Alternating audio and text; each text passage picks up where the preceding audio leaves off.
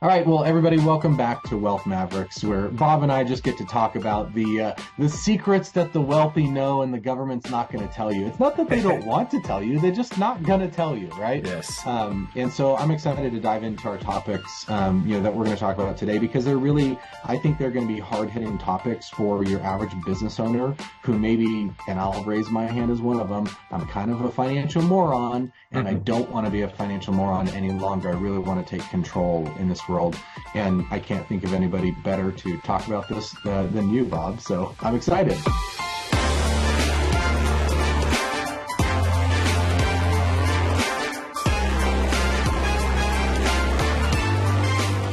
As we find success, we start making more money. All of a sudden, our lifestyle starts to increase and becomes more expensive, therefore needing more income. Therefore, we make more money and we start spending more. It doesn't have to be true for you. And so how do you combat this axiom of the more you make, the more you spend? And what can you do from a tax perspective to help alleviate that and actually create a plan to build real wealth? Well, I appreciate everyone being here, and very excited to be back. And let's dive into it. And I appreciate the moron conversation, but you find comfort in friends, and so we've all started at that same spot. And and that's the thing that I didn't want to be. You always hear, if you want to find truth, you got to ask questions and look for the answers. And that's essentially what I've tried to do for, happens to be, over 20 years in this business, looking for truth, looking for answers, not believing the axioms that we hear, and starting to understand some of the rules that of games that we've been taught consciously and subconsciously that we kind of follow. And so hopefully, we're able to address a lot of those, not today in this episode, but as we go through this education process and trying to figure out, okay, what do I do for me? Right. I know what my advisor, or I know what my friends' advisors are saying. I know what other people, I know what this book is saying, but what do I do for me in my situation? And that's the key here.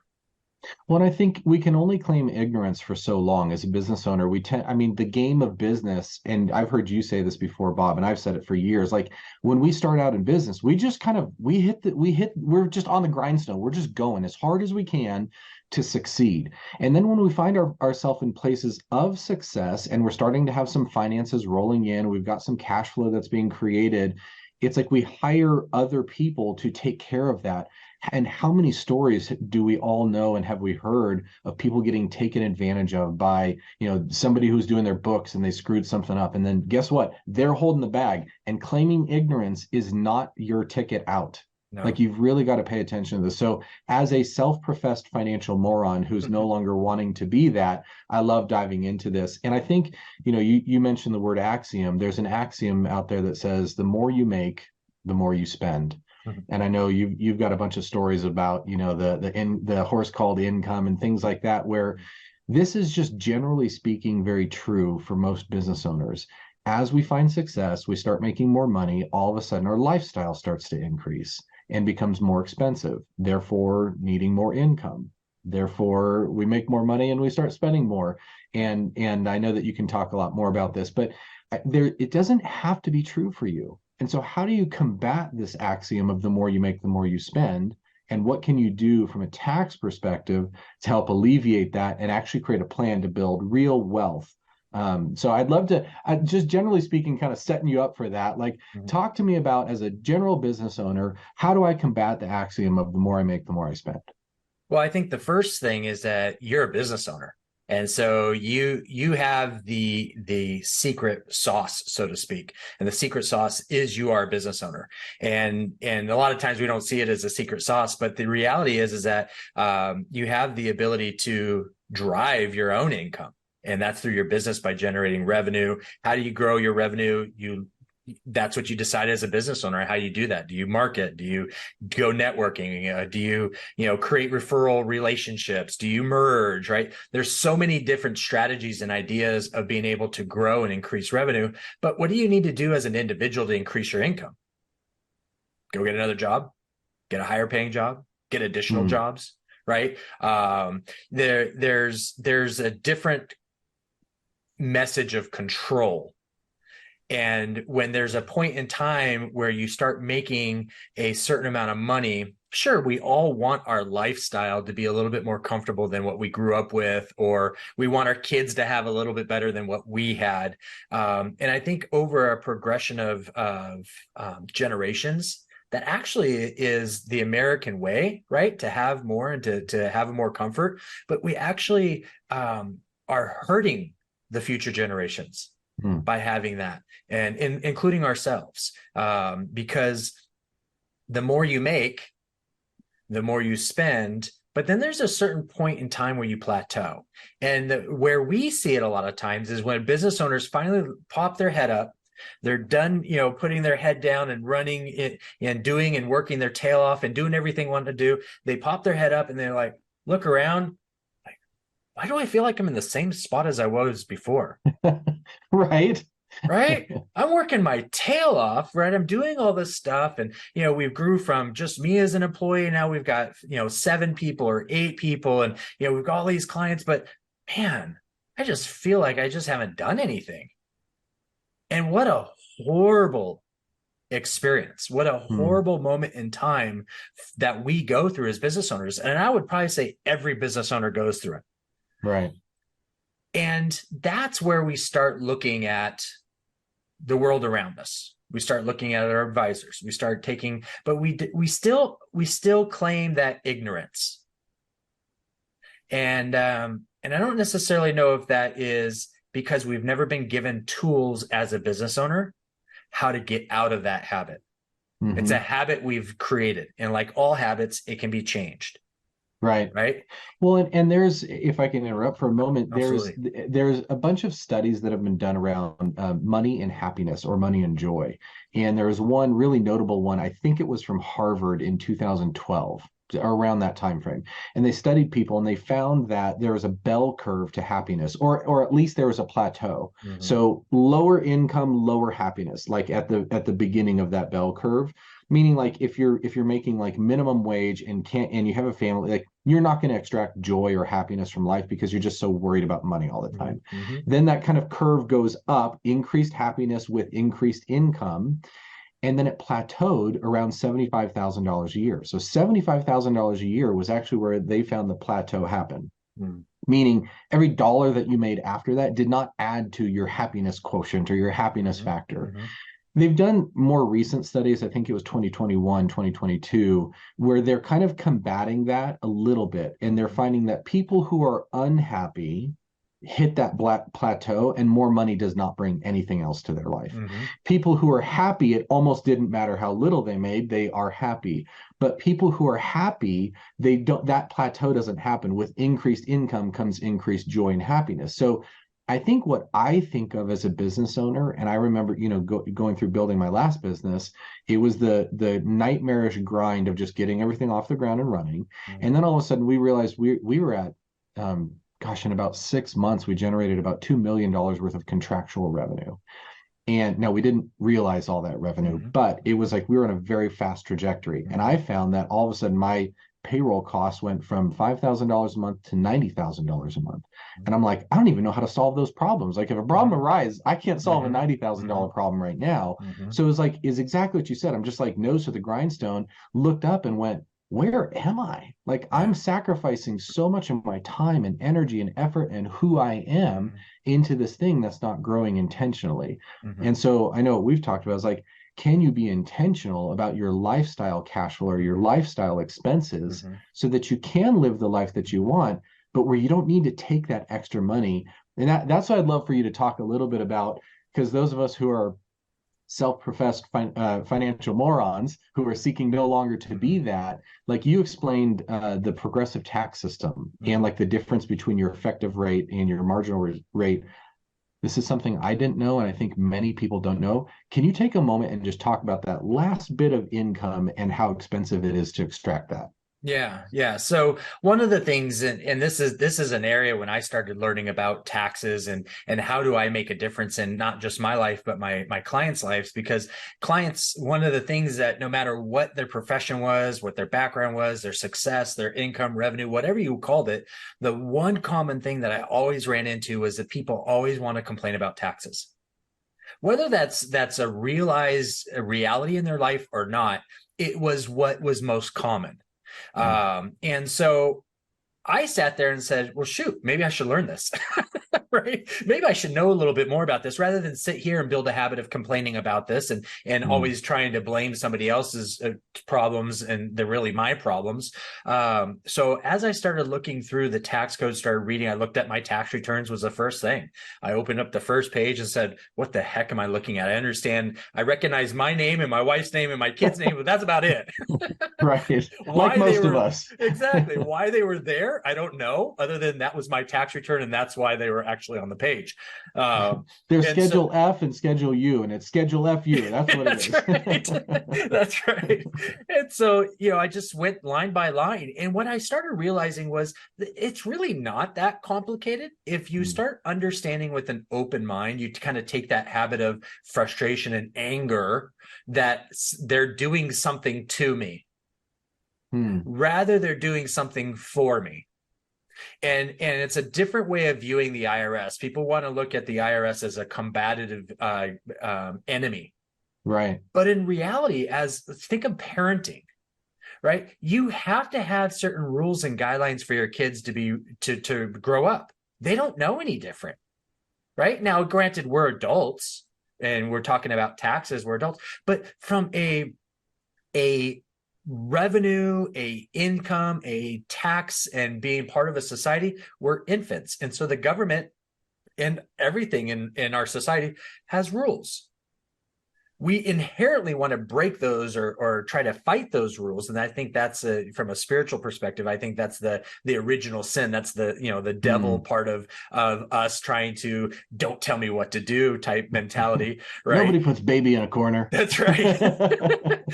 But but when you think about it, those rules are there to do something for us, and Mm. it's to actually make our lives simpler. So we don't have to try to trailblaze.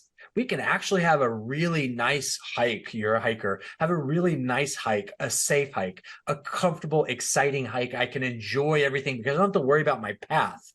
My path has Mm. already been laid out. Now I get to enjoy what's around me. And I think the IRS has done that with the tax code. And that's what I realized. That was my realization, my aha moment.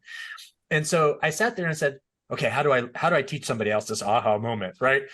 All the deck's set against me, right? Nobody wants to be, oh, what an exciting aha moment about taxes. Thanks, Bob. Right. Right?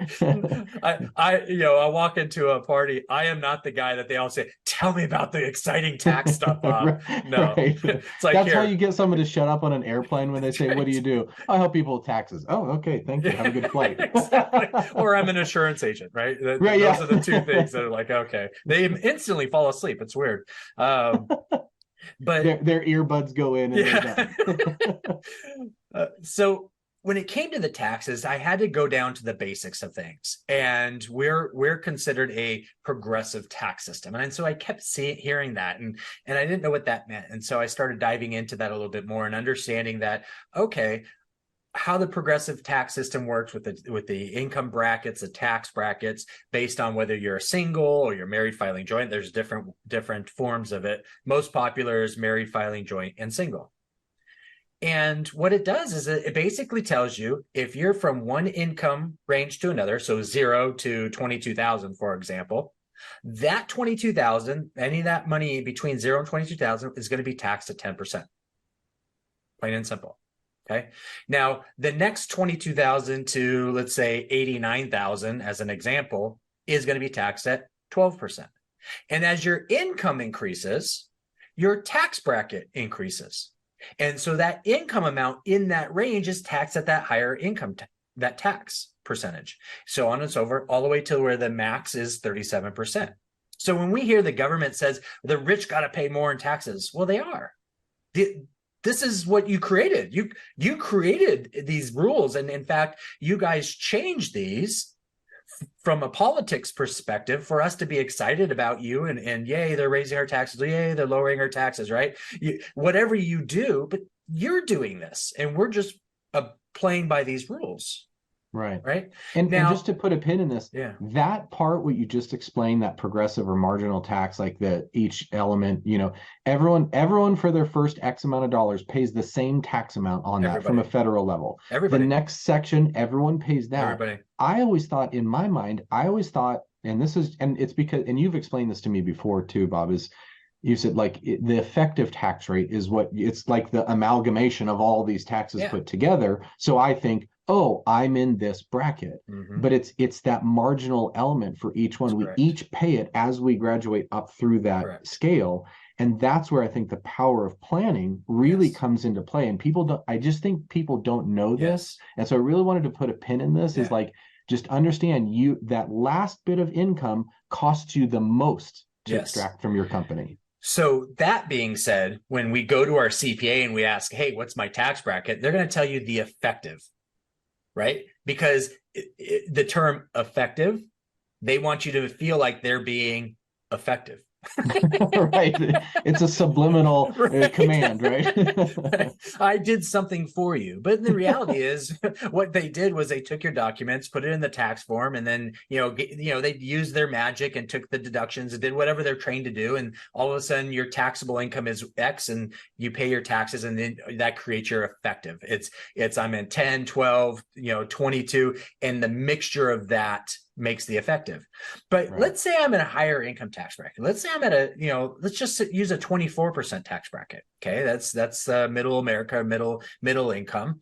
What would that be? Like what range roughly would that be? That's really around 180 to 300,000. It's really the largest income amount on the brackets. When you were to look at the beginning and end of each bracket, that's like the largest. And it's so like the broadest range. Exactly. And for me, that tells me that's a sweet spot, right? If you look at algorithms, you look at mathematics and formalizations, that's where the sweet spot is, right? Makes sense. So let's say I'm at 250,000 of income. I'm in a 24% tax bracket. What if I do some planning? I work with a group. They decide to do some tax planning. I'm a business owner. Let's say I'm a business owner, and I'm able to shift or not need as much income for my lifestyle, right? My wife and I decided to buckle down, and we decided not to go on a vacation, or we decided not to buy a second house. And instead of taking that income from our business to ourselves and save it, we decided to leave it as cash flow in the business. And we were able to plan it into other assets with our planning partners. I'm saying a lot, and I know we'll dive into this, if not this episode, other episodes, but I'm kind of planting the seeds. But let's say I don't need the 250. We come to the realization that I'm okay at 150. So that 100,000, if that's not flowing to me individually and I'm not paying in personal income taxes on it, what am I saving? Am I saving the first 10%? No. Am I saving the second 12%? No. I'm saving the percentage of taxes at that marginal bracket range, the 24%. So if it's not going to the IRS because I'm not taking it as income, not because I'm doing anything illegal, okay, I'm just doing planning, and it's not coming to me personally on my personal tax return any longer, then isn't that a rate of return? That's how I look at it. And it's that 24%. So even though income, the progressive tax system works from the bottom up, tax savings works from the up to the bottom. And I think that can be really revolutionary for people. And again, this presupposes a couple of things. Number one, it presupposes that you are generating enough income to pay for your lifestyle. And I know a lot of the people who are going to listen to this podcast or watch the show are going to be like, cool, guys, like I still need to figure out how to pay my bills. Okay, this is a different story for you. There's different ways that you can maximize things.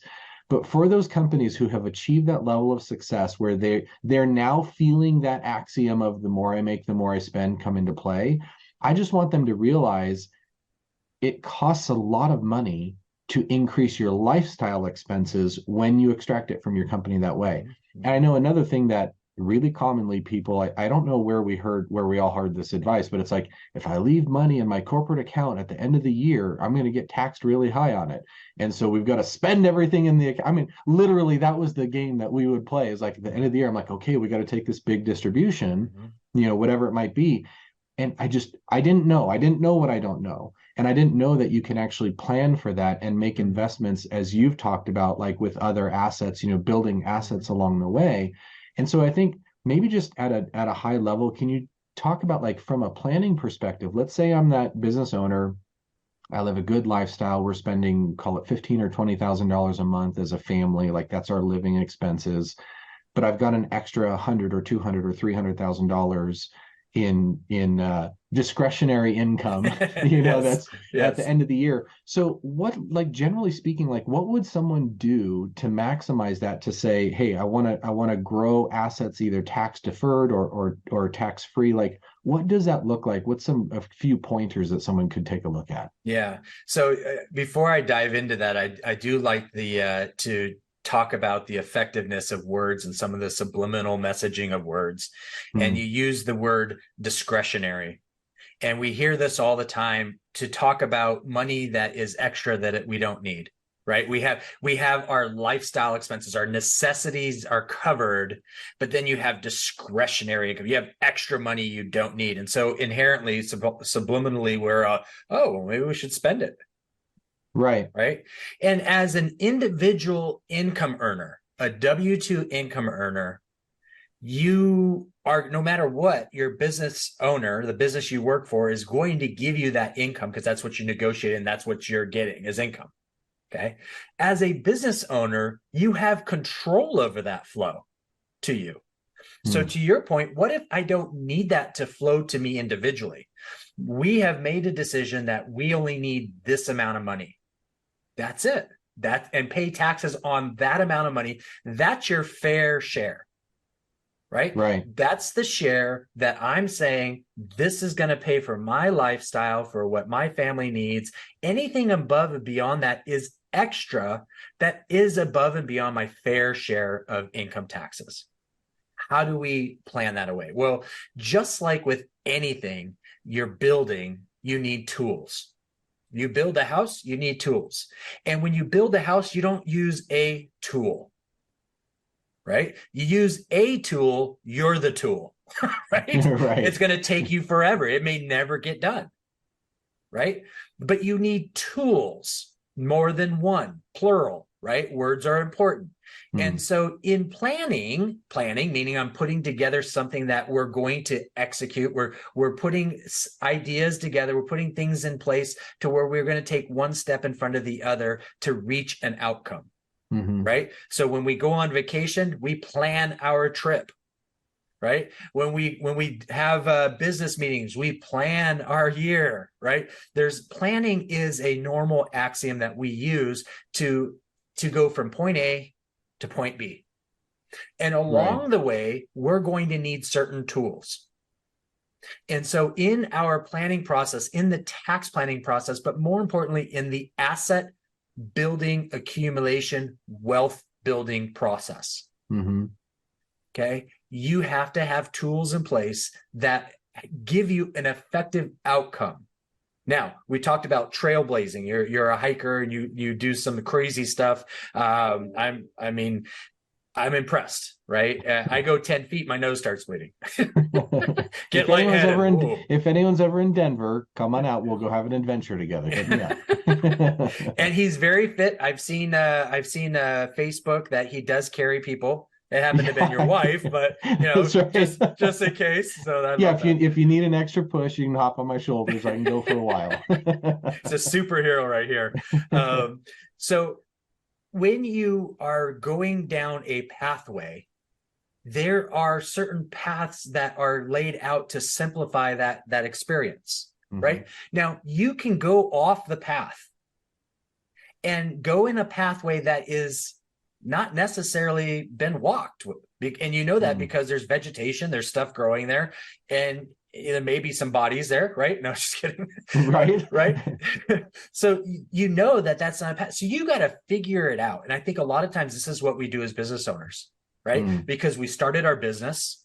And even though we may have worked for somebody else, or we're trained, or this is an area we're good at, business and doing what our skill is are different. Running a business and doing what our skill is are different. Mm-hmm. And so sometimes we fake it and we make it up as we go, and we just put our head down and just bowl through it. And sometimes we're effective and sometimes we're not. But then as we start learning that there's tools that can make that process much more effective. For example, I'm going on a walk. Maybe I can use a walking stick. Maybe I can use two. That takes some pressure off of my knees. It takes some pressure. It allows me to have better stride. It allows me to conserve energy in my muscles and the oxygen in my muscles. It allows blood to flow appropriately because I'm using these tools. Right. And using right? them properly. And using them properly, right? It sounds simple machines, sticks, but these are machines, they're tools to allow you to have a better outcome. And in taxes and planning, the same thing is true. They're just laid out. Now, what's awesome, and this is awesome part, is when you're talking about taxes, it also goes into law, right? Now, this is the cherry on the cake, right? Now Bob's talking about taxes and law. Now this is really getting excited. Honey, get me the popcorn, right? No. But taxes and law go in hand, because what it does is that these two areas, each stick in one hand, allow you to have a more effective outcome. So you can, as a business owner, use law to help you get better tax benefits. If you use them together, if you know what you're doing. How do you know what you're doing? It's written in black and white. But it's a different dialect. And that's what I have found in my own journey, Joe, is that even though it is English, the tax English, the law English, the insurance English, the medical English, right? English has different dialects, and you need a translator to help explain what is being communicated. Doesn't mean you're dumb, doesn't mean you're an idiot, doesn't mean you're a moron. It just means there's meanings in these words that we have not been taught before, like effective and marginal. Right. Yeah, exactly. I mean, there's a perfect analogy to this. So this last Saturday, I've been planning a hike for literally 3 years. And 3 years ago, I kind of discovered this one. It's a famous hike in Colorado called Long's Peak via Keyhole. And so it's a lengthy hike. It's like 15 miles round trip, like when everything's said and done.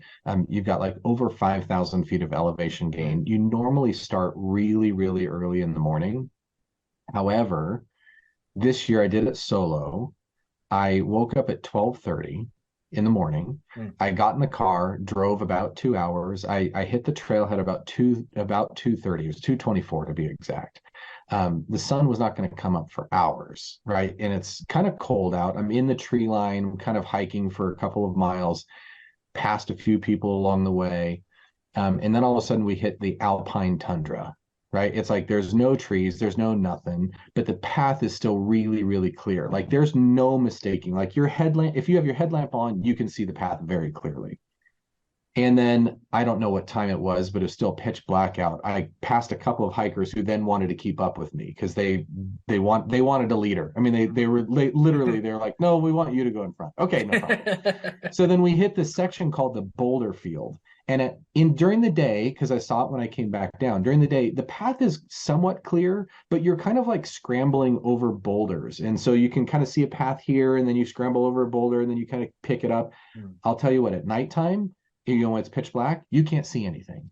And I couldn't even tell which direction I'm going because I can't even see where the keyhole is, which is a really distinct feature that we're hiking towards. I couldn't even see it. It was so dark out. So when you're talking about like these business owners who are like, all of a sudden, yeah, I'm stepping on vegetation. This is obviously not the path. I would not have been surprised to find a body somewhere out there. I mean, like, it was like dangerous, you know? Yeah. And so we kind of navigated our way in the dark, and the tool that we had was our GPS unit. So on my phone, I had downloaded the map, and I could see the green line that's supposed to take me where I'm going. And I could see my little blue dot off the green line. I'm like, okay, we got to turn 90 degrees and go this way for a little bit. So to your point, it's like there are tools and there are people, and there is that green line. I think Fidelity used it years ago with the, the green. I'm like, I love those commercials. Like, are you on track? Because when you don't know, it can feel scary. Yeah. And I'm telling you, when I started getting closer to that mountain, literally like fear started creeping in because Yeah. I'm like, I don't know where I'm at. And Yeah. there could be like a severe drop off. Yeah. So I think for those of us who are business owners navigating these dark and treacherous areas, we just don't know. If you know, that's a totally different story. If I Mhm. was a guide, guiding these people, I've walked that path 100 times before. I Mhm. know Mhm. exactly where to go. That's kind of what I look at, what we're doing with people as, business strategists, asset coaches, tax strategists, like helping people staying on that line to make sure Mhm. that they can, Mhm. with maximum efficiency, get what they want Mhm. to. I just think so many people feel lost and cold and it's Yeah. windy and you Yeah. know what I Yeah. mean? And it doesn't mean there's a guarantee that you're going to come off path, Right. right? Even with the GPS, that's a beautiful thing, though. What's it do? It reroutes you. Yeah. I mean, we all use Mm-hmm. Google Maps. We go a different direction. What's it say? Rerouting, right? Right. And so the key, though, is point A to point B. What's the most effective route? There's Mm-hmm. times we do come off our path. There's times we do make a decision that is not part of our planning. And I say we as business owners because a lot of times we're A-type personalities and nobody can tell me what to do. And I do something and I have to come crawling back if I understand that I can make a change, right? Right. To where we reroute. Not a big deal. Okay. As long as we know how to reroute. GPS became a system that was programmed of how to reroute. It didn't just automatically learn how to reroute, it had to be told to reroute. Mm. Okay. And the same thing with our planning. It's funny because we always talk about asset planning and asset planning because the way the IRS and assets create income, create appreciation, and different assets create appreciation income differently, and the IRS taxes it differently. Okay. Right. So what's weird though is that when you're asset planning, a lot of times people just don't understand that all you have to do is flip a little switch and it changes everything because they don't know there's a switch there, right? And so we get upset at ourselves, right? Oh, I made a mistake. And so what happens when you make a mistake? You go run laps, right? You do push-ups, right? With the childhood comes back and you're getting punished. I gotta go on timeout, right? Or I lose my toy, right? Oh, I can't play PlayStation anymore. We've learned that when we've been taught that when we make mistakes, there's a negative consequence. But we're all adults now. And when we're talking about planning and asset planning, there's only one asset with a brain. Okay. And that is you, the business owner. None of the other assets, no matter how amazing people say they are, can do anything without you. Just like a GPS can't do anything without a programmer. Okay. So in the planning process, if there is a way that we come off path, not a big deal. The asset's not just going to fall over dead, right? Right. Right. It just takes a rerouting and Right. understanding that mistakes are opportunities for us to learn and do corrective action, but also understand that there are positive consequences to things. Positive, and history is filled with it, including the computer mouse, right? We all know the story. It was designed by a mistake. It was shelved. Gorilla Glass, the touchscreen glass that Corning had created years ago in the 70s, no application. But everything's touchscreen now, Right. right? So there are things that are created and developed that we view them as mistakes that actually become an asset down the road, Right. right? And so Well, I think we need to be a little more loving and happier to ourselves when we go through yes. this planning process. Well, and it's, again, and I said this for years, even when we first met, I'm like, I would use that term. I'm a financial idiot. Like that was the lowest grade I ever received in school was in accounting in college. And so I've got this stigma in my mind. It's like, I don't know how to do that. So I'm just going to hire people to do that. I'm going to trust them to get that taken care of. And again, there is value in doing that. I'm not saying it's not valuable to hire a team to take care of that, but I think anyone who's read like Robert Kiyosaki's books, Rich Dad, Poor Dad, Cash Flow Quadrant, all of his books, like it's basically how do we navigate this? Often we start out as an employees, we've got the quadrants, the employee quadrant, the self-employed quadrant, the business quadrant, and the investor quadrant. And sometimes like, do we know how to make that leap? I have friends who still sit in the employee quadrant and have for their entire career, and they're making $600,000, $700,000, $800,000 a year. They're making a phenomenal living as an employee, and maybe they skip over and they don't do the self-employed. They don't have a business. They just start investing and they use stocks or whatever, traditional investments. Mm-hmm. I know other people who think they have a business, but they're really self-employed is mm-hmm. what they are. Mm-hmm. And you've talked a lot about that. And it's like they're disillusioned to think that they actually have a business. You can still generate a lot of cash, and you can even create something of value that you could sell. Mm-hmm. Mm-hmm. Other people have like massively successful businesses that they think they're an investor, which they are not. They just have a really successful cash mm-hmm. engine, mm-hmm. Mm-hmm. and maybe they build a giant asset and sell mm-hmm. it someday, and then they've got a big liquidity event that they can then do something and become an investor. But I love how you've talked, like basically your average business owner can make that shift to become an investor by building assets that generate cash flow for you. Right. And so I know as this podcast continues to go on, we're going to dive deeper and deeper into how does one do that, the tactical tips, tricks, and hacks, whatever it might be. But it's really using, as you've said, the black and white, the same code that the billionaires use is the same code that you and I use. It doesn't matter if you're a dollaraire or a billionaire, yeah. Right? The same code applies. Yeah. And the one thing that we'll leave you guys with, I think that's very important for us to realize and understand, is that as we go through this process, it's an educational process. And there are opportunities for us to learn and enhance our learning ability. It doesn't mean I'm going to be necessarily an expert in a particular area or not. But in this planning process, in this educational process, our goal is to help you understand what steps you can take. Now, we're going to use a language that I would like to say we created our own language, right? Our own dialect. But the reality is what we're trying to use the words and language that is actually the meaning of what we're trying to accomplish. And I'll give one example. The Robert Kiyosaki's Cash Flow Quadrant. Love the book. After I finished that book, that was the book that caused me to go out and start my own business and go out on my own and have my first failure, right? And I don't like that word failure. So I had my first learning experience, right? Right. And it led to many other learning experiences, which led me to this experience right here, you and I, and this call and this episode. And so one of the words that he uses in the quadrant is the I quadrant for investments. Being an investor. Mm-hmm. No, you want to be an asset builder. It's an asset quadrant. Being an investor means that you put money into something, but you also allow other people to do things for you. There's a lot of power in having that, but also understanding assets. And the reason being, there's tax benefits to the assets that you're building, and you get to organize those assets. I think a lot of times when we use the word investments, we use the experience of what is always in our mind. And a lot of times we think of the only assets of the equity markets, right? Stocks, bonds, mutual funds, ETFs, or real estate, right? We tend to segment the word investment into our experiences, good or bad experiences that we've had. Right. So we use the word asset because all those are really good, but they can be even better based on your plan, or they may not even be part of your tool belt in the house that we're trying to build for you, right? Right. I mean, if we're not doing a second story on your house, do we need stairs?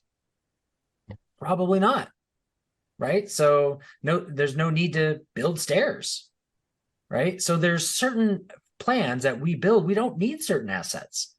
Right. If we're going to have a second story, yeah, we better have stairs. Right. And a fireman's pole to come back down. Right. I mean, let's build that. Hands down, and maybe even a little pulley system. Right.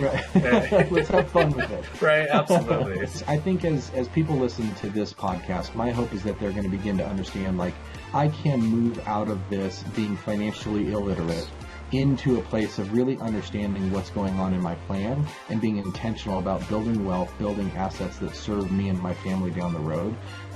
You just don't have to live in this place of ignorance forever unless you choose to. Correct. And so, we always welcome people's comments. Get in touch with us, leave a comment, let us know what questions you've got specifically. Bob has a world of knowledge and has helped countless people navigate, what feels like dark and treacherous and cold, windy places, but he's been there before and can help. So let us know what questions you've got so that we can help get your questions answered.